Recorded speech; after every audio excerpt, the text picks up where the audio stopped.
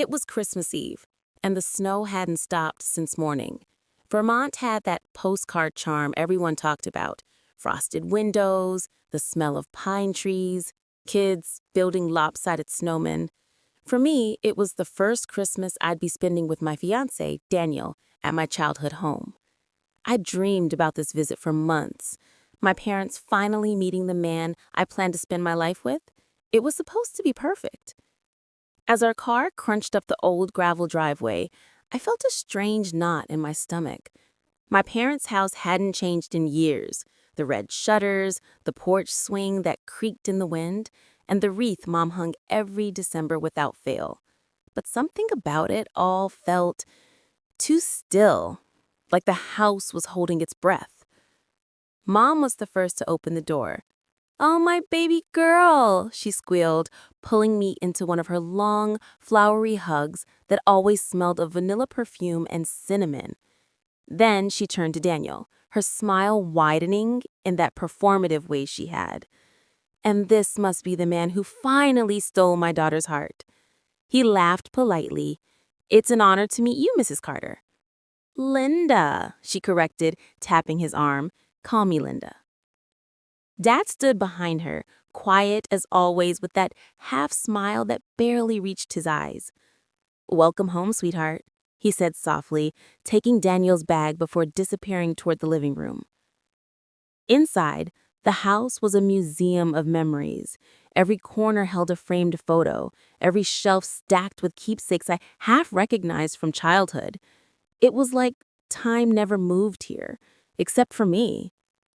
Dinner was loud, full of laughter that never quite felt real. My sister Hannah arrived late, wearing her usual smirk and an expensive coat. "Well, look who finally decided to settle down," she teased, giving me a side hug. "You're braver than I thought, Daniel."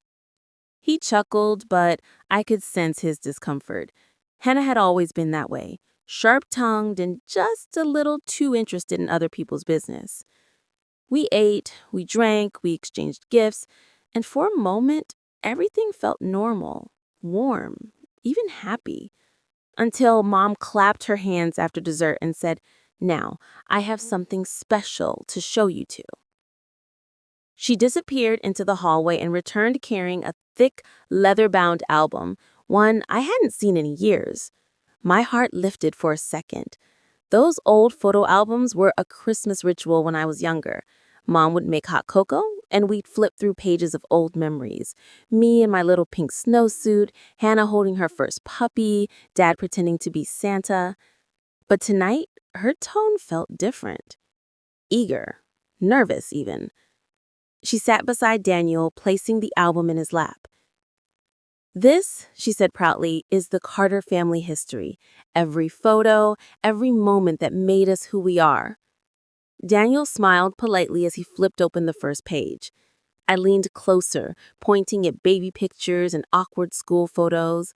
Mom kept adding commentary. "Oh, that was our trip to Maine," or "That was the year Emily tried to build a snow fort and got stuck inside." Everyone laughed. The fire crackled softly in the background. Then Daniel turned another page. And suddenly, he stopped. His hand froze in midair. His eyes widened, not in amusement or nostalgia, but in something sharper, something like fear. "Daniel," I whispered lightly, touching his arm, "what's wrong?" He didn't answer. He just stared at one particular photo. It was from when I was about 2 years old, Mom holding me in front of an unfamiliar house. But Daniel wasn't looking at us. His gaze was fixed on the edge of the photo where a woman stood slightly out of focus, half turned toward the camera. He leaned closer, his face draining of color. "Don't you see it?" he whispered hoarsely. "See what?" I asked, frowning. "How can you not see it?" His voice trembled as he pointed to the background. "Her, right there, behind your mom." Everyone fell silent. Mom's smile faltered for a split second, then returned just as quickly. "Oh, that's probably one of the neighbors from that time," she said too casually. "We moved around a lot then." But Daniel didn't look convinced. He shut the album, stood up abruptly, and muttered, I I need a minute. He walked out to the porch, the door clicking shut behind him. I sat there frozen, staring at the closed door, my pulse hammering in my ears. Emily, Mom said with a nervous laugh, he's probably just tired from the drive. Don't make a big deal out of it. But something in her tone, something tight, controlled, made my stomach twist. When I finally stepped outside to find Daniel, he was standing in the snow, staring into the dark woods behind the house. "Daniel?" I said softly. He turned to me, his eyes hollow. "I know that woman," he whispered. "I've seen her before." The words hung in the cold air, heavy as the snow falling around us. And that was the moment I realized this Christmas wasn't going to be like any other. But I didn't know then that the photo was just the beginning of the nightmare. Daniel wouldn't come back inside for nearly 10 minutes. When he finally did, his face was pale, his hands trembling slightly as he brushed the snow from his coat. Everyone tried to act normal. Mom poured him more wine, Dad turned on the fireplace, Hannah scrolled on her phone. But the air had shifted. Something invisible sat between us, cold and uneasy. When the others went to bed, I found Daniel sitting alone in the guest room, staring at nothing. "Talk to me," I said gently, sitting beside him. "You scared me earlier." He rubbed his hands over his face. "Emily, that woman in the photo, I've seen her before. I remember her from when I was little." I frowned. "From where? Are you sure?"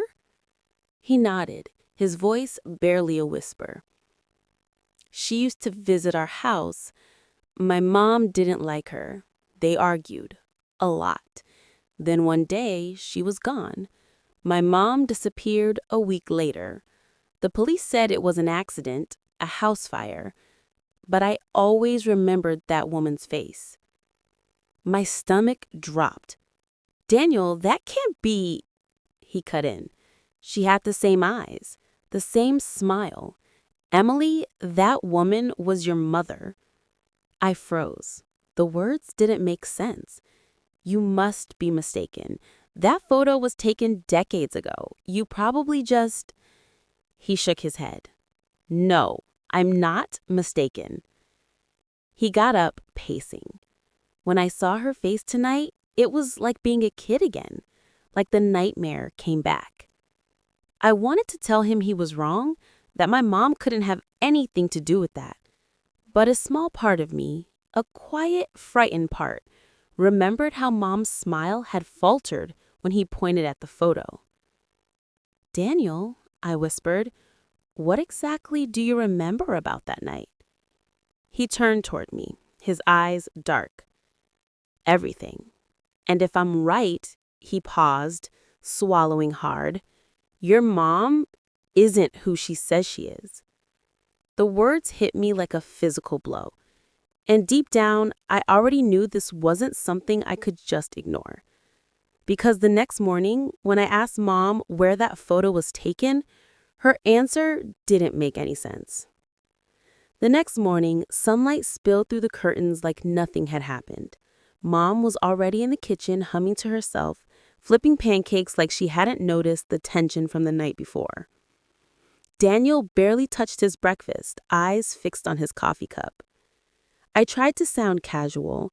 "Hey, Mom, that photo you showed us last night, the one where you were holding me as a baby, where was it taken?" She paused, the spatula mid-air. "Oh, that," she said lightly, "that was somewhere in Maine, I think. Your father had a friend who owned a cabin there." Dad didn't look up from his newspaper, just muttered, "Mm-hmm." "Maine?" I repeated. "I thought you said we lived in Connecticut when I was born." Mom blinked, smiled too wide. "Did I? Oh, maybe I'm mixing them up. It was so long ago, honey." Daniel looked up from his cup, eyes narrowing. I felt the unease crawl through me again. "Do you still have the photo?" I wanted to look at it again. Oh, I put it away. Didn't want anything spilling on it. You know how sentimental I am. Daniel and I exchanged a glance. I could see the doubt hardening in his face, the way it does when someone starts fitting old memories into new shapes. When Mom left the room, I whispered, "That answer didn't sound right." He leaned closer. "It's not. That house in the background, it wasn't in Maine. It was in New Hampshire. My mother used to live there." I felt my breath catch. "You're sure?" He said, "I'm sure. I recognized the fence, the porch, even that broken mailbox. I used to ride my bike past that house every day before—" He stopped. "Before what?" I pressed gently. "Before she disappeared," he whispered. My hands went cold. "You think my mom knew your family?" He didn't answer right away. His eyes were full of something that scared me. Not anger, but realization.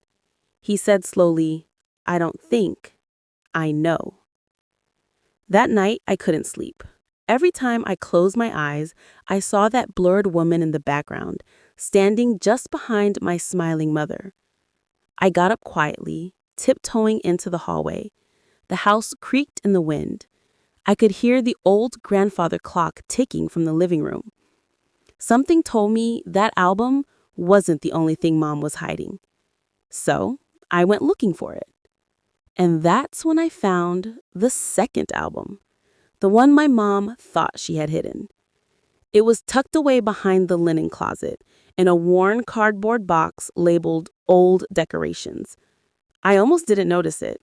The edge of the box had been sealed with yellowing tape, the kind that looked untouched for years. But when I lifted it, dust scattered like it had been holding its breath. Inside, beneath a tangle of Christmas garlands and broken ornaments, was another photo album. Thinner, older, the cover cracked and faded. No label this time, just silence. I hesitated. My heart was pounding so loud I could hear it in my ears. A part of me whispered to put it back, that whatever I was about to find, I wouldn't be able to unsee. But I opened it anyway. The first few pages were harmless. Pictures of me as a toddler, Mom smiling in that same practiced way, Dad standing stiffly beside us. But as I flipped further, the faces started changing. There were photos of places I didn't recognize. A house with white shutters, a yard with a rusted swing set, a garden full of wildflowers I'd never seen before. Then, halfway through, I froze. There was a picture of Mom, much younger, standing beside a man I'd never met. He wasn't my father. He was tall, dark-haired, holding her by the waist like they were a couple. In the background, a little boy was playing with the red toy truck near the porch steps. And that boy looked exactly like Daniel. My throat went dry. I stared at the photo until my vision blurred. It couldn't be him. It just couldn't. But the resemblance was undeniable. The same eyes, the same faint scar on his cheek. I slipped the photo out of the sleeve and turned it over. In faint handwriting, barely legible, someone had written, "Summer 1997, Lakeview." Lakeview. I knew that name. It wasn't Maine. It wasn't Connecticut. It was in New Hampshire. My hands shook as I put the photo back and closed the album. I didn't know what scared me more, the possibility that Daniel was somehow connected to my mother's past, or that Mom had gone to such lengths to hide it. When I turned around, I nearly screamed. Mom was standing in the doorway, her robe drawn tight, her expression unreadable. "What are you doing with that box, Emily?" I was just looking for decorations," I stammered. Her eyes flicked to the album in my hands. "That's not for you." "Why? What is this, Mom? Who's the man in those pictures?" Her face hardened, her voice turning cold. "That's none of your concern. Put it back." "I deserve to know," I whispered. "Why do you have pictures of a boy who looks exactly like Daniel?" She stepped closer, her tone low and sharp. "You're digging into things you don't understand. Let it go, Emily." I'd never heard her sound like that. Not angry, not afraid, but desperate. "Mom, just tell me the truth." Her eyes glistened. "The truth," she said softly, "isn't something you're ready for." Then she turned, walking away down the dark hallway, leaving me there clutching the album like a ticking bomb. I stood frozen, heart pounding. Somewhere deep down, I knew she wasn't just protecting herself. She was protecting someone's past, maybe even her own. The next morning, Mom acted like nothing had happened. She hummed while making coffee, asking if Daniel and I had slept well, but every time our eyes met, hers flickered with something tight and wary. Daniel noticed too. He leaned close and whispered, "Did you find anything last night?" I hesitated, then nodded slightly. "A second album, with a man and a little boy who looks just like you." His expression darkened. I knew it. Before I could say more, Mom turned to me. "Emily, I hope you didn't go rummaging through old boxes again. Some memories should stay buried." Her words hit sharper than they sounded. Why? Who was the man in those photos? She set down her mug hard enough to make it clatter. "Just a friend from before you were born." Daniel stepped in. "That friend happened to live in Lakeview, New Hampshire?" Her entire body went still. For a second, she didn't blink. Then she forced a thin smile. "I think you two have had enough of playing detective." Dad walked in, sensing the tension. "Everything okay here?" Mom's tone softened immediately. "Of course, darling. Just reminiscing." Daniel and I exchanged a look. We both knew she was lying. And when she walked away, I saw her hands shaking. Later that day, I called my Aunt Clara, Mom's older sister, the one she barely spoke to. I told her about the album, the man, and the boy. She went silent for so long, I thought the line had dropped. When she finally spoke, her voice trembled. "Emily, your mother never told you, did she?"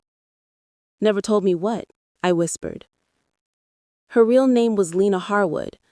You must have never heard it because she changed everything after what happened." "What happened?" I pressed. There was a pause, then a long sigh. "Emily, years ago, your mother was involved in something terrible. There was a house fire, a man who died, and a woman who went missing. Your mother disappeared not long after, started a new life under a different name. I thought she told you." I sank onto the bed, my chest tight. "No, she didn't." "Please don't dig too deep, sweetheart," Clara said softly. "She had her reasons." But I could barely hear her anymore. The world around me had gone silent. When I hung up, Daniel was standing at the door. He'd heard everything. His face was pale, almost gray. "Lena Harwood?" he said quietly. I nodded, terrified of what he'd say next. He walked over to me, voice breaking. "Emily, that was the name of the woman who worked for my family, the one who argued with my mother before she disappeared, the one the police said left town after the fire." I stared at him, shaking my head in disbelief. "No, you're saying my mom?" He nodded slowly. "Your mother was there the night my mom vanished." My breath caught in my throat. "That can't be true. She would have told me." Daniel's voice was cold now, distant. Would she? I wanted to scream, to deny it, but a horrible clarity was setting in. Mom's tight smiles, her strange answers, the fear in her eyes when I said Lakeview. It was all connected. My mom hadn't just changed her name, she had buried her past, and somehow it was tied to the worst night of Daniel's life. That night, I realized the man I loved might have been searching for the truth about my mother all along, and I was standing right in the middle of it. After that call, everything between Daniel and me shifted. He stopped meeting my eyes, stopped touching my hand at the dinner table. He'd sit in silence, lost somewhere far away, and I couldn't reach him. That evening, I found him outside in the snow again, staring toward the woods behind the house. "You don't believe it's a coincidence, do you?" I asked quietly. He shook his head. "No. I think your mother was the woman who argued with my mom before she disappeared. I think she knows what really happened that night." I felt sick. "Daniel, we don't know for sure." He turned to me sharply. "You saw the picture, Emily. You heard your aunt. She changed her name. Why would someone do that unless they were hiding something?" I wanted to defend her, but my words felt empty. "She's my mom. Whatever happened, there must be a reason." He laughed bitterly. "There's always a reason. Doesn't mean it's a good one." That night, I lay awake listening to the house creak. Every sound felt amplified. The ticking clock, the wind rattling the window, the faint sound of my mother's footsteps moving down the hall. Around midnight, I heard voices, low, urgent. I crept out of bed and followed the sound to the kitchen. Mom and Dad were talking. "She's starting to ask questions," Mom said. Her voice trembled slightly. Dad's reply was firm but low. "Then tell her something, anything, but don't let her find out the truth." "She already knows too much," Mom whispered. My heart pounded. I stepped back before they could see me, my breath shallow. The next morning, I couldn't look at them the same. I needed answers, real ones this time. When Dad went to shovel the driveway, I cornered Mom in the living room. "Stop pretending," I said. "I know your real name, I know you lived in Lakeview, and I know Daniel's mother disappeared there." She froze, her teacup halfway to her lips. "Emily, please." "No, Mom. You tell me the truth right now." Her eyes filled with tears. "It's not what you think." "Then what is it?" I demanded. She stared at me for a long moment, her voice shaking when she finally spoke. "I didn't kill her, Emily, but I know who did." The room went silent. I couldn't breathe. She wiped her tears and whispered, "Your father was there too that night." And in that single moment, I realized my mother wasn't the only one hiding something. My father's silence all these years wasn't guiltless, it was protection. My whole body went numb. "My dad was there?" I whispered. Mom nodded slowly, her hands trembling. "He helped me after it happened." "After what happened, Mom?" She looked up at me, eyes red and glassy. "Your father's friend, Daniel's father, and we were having an affair. I didn't mean for it to go that far. It was stupid, selfish. But that night, your dad found out. He followed me to Lakeview. There was shouting, so much shouting.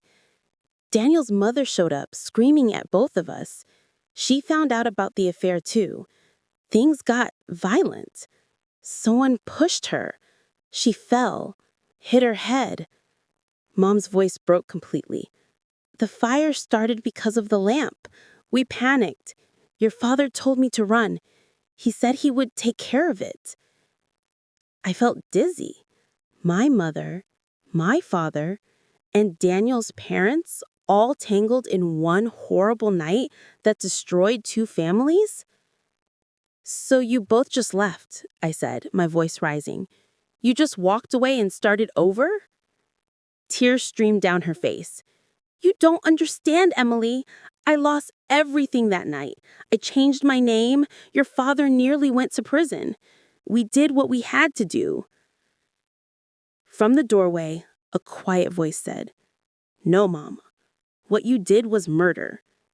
Daniel stood there, pale as paper. He must have heard everything. Mom gasped, "Daniel!" He took a step forward, his voice shaking. "So that's the truth. You were the woman my mom argued with. You were there when she died. And your husband—" Mom collapsed onto the sofa, sobbing into her hands. Daniel looked at me, and for the first time, There was no warmth in his eyes, only pain. "How could you not know?" he whispered. "I didn't," I cried. "I swear, Daniel, I didn't know." But he just shook his head and walked out, slamming the door behind him. I ran after him, barefoot in the snow, but by the time I reached the driveway, his car was gone. I stood there in the freezing air, the truth burning inside me like fire. Behind me, I heard the crunch of boots, my father's voice, calm but heavy. "He knows, doesn't he?" I turned to him, trembling. "You were there. You lied to me my whole life." He didn't deny it. He just looked at me and said, "Your mother wasn't the only one who sinned that night." And that's when I realized the story I'd grown up believing wasn't just false. It was built on someone's death. And now the truth was finally clawing its way out. I stared at my father, waiting for him to explain, but he just stood there in the snow, calm, defeated, like a man who'd been waiting years for this moment. "Dad," I said quietly, "what did you do?" He exhaled, the sound deep and weary. "When I got to that house, everything was chaos. Your mother was crying, the woman was unconscious on the floor, and the fire had already started. I pulled Linda, he caught himself, your mother, out. But when I went back for the other woman, the flames were too high." "You left her there?" I whispered. He nodded once. "The police would never have believed it was an accident. I was an officer back then. I knew how it looked. Your mother was having an affair, the husband was missing, and a woman was dead. So I made sure the records burned with the house. We changed our names. I retired early. We started over." I felt like the ground was tilting beneath me. "You covered up a death, Dad. You let Daniel grow up without a mother and never said a word." His voice was hoarse. I told myself it was mercy, that no one needed to suffer more than they already had. Tears blurred my vision. "You didn't just lie to the world. You lied to me." He looked away. "I know, and I'll pay for that. But Emily, your mother didn't kill her. It was an accident. You have to believe that." I didn't answer. I couldn't. My entire life, every Christmas, every family photo, every warm smile had been built on the ashes of a dead woman. When I went back inside, Mom was sitting on the couch clutching that old album, her eyes hollow. She looked up at me and whispered, "Please don't tell anyone. It'll destroy us." "Destroy us?" I repeated. "Mom, it already has." She started crying again, but I couldn't stay. I packed a small bag, my hands shaking, and drove to town. I didn't know where Daniel was, but I had to find him. After an hour, I spotted his car parked by the frozen lake. He was standing outside, staring across the ice. He didn't turn when I approached. He grew up thinking my dad killed her, that the fire was his fault. I hated him for it. But it wasn't him, was it? I shook my head. It was both of them. My parents. They were there. He let out a long, broken laugh. So all this time, the person I loved, the one good thing in my life, was connected to the worst night of my childhood. "Daniel, please," I begged. "I didn't know. I swear to you." He turned to face me, eyes full of pain. "I believe you, Emily, but I can't look at you without seeing her face, the woman who ruined everything." The wind whipped between us, and for a moment, I thought he'd just walk away. Then he said softly, "You should call the police. Tell them everything. It's time someone did." My throat tightened. "And you?" He said, "I already have. They're on their way." The words hit me like ice. 5 hours later, I sat in that same living room, the album spread across the table, my parents silent beside me, as the sirens grew louder outside. And for the first time in my life, I wasn't afraid of the truth. I was afraid of what it would leave behind. When the police arrived, my parents weren't even resisting. Mom sat on the couch, clutching the old albums like they were a shield, while Dad stared at the floor, silent and defeated. I could see the weight of decades in their eyes, the kind of weight that no lie could ever lift. The officers took statements, asked questions I didn't even know how to answer. I handed them the albums, pointing to the photos, naming names, recounting dates. Daniel stood beside me, holding my hand, but he didn't speak.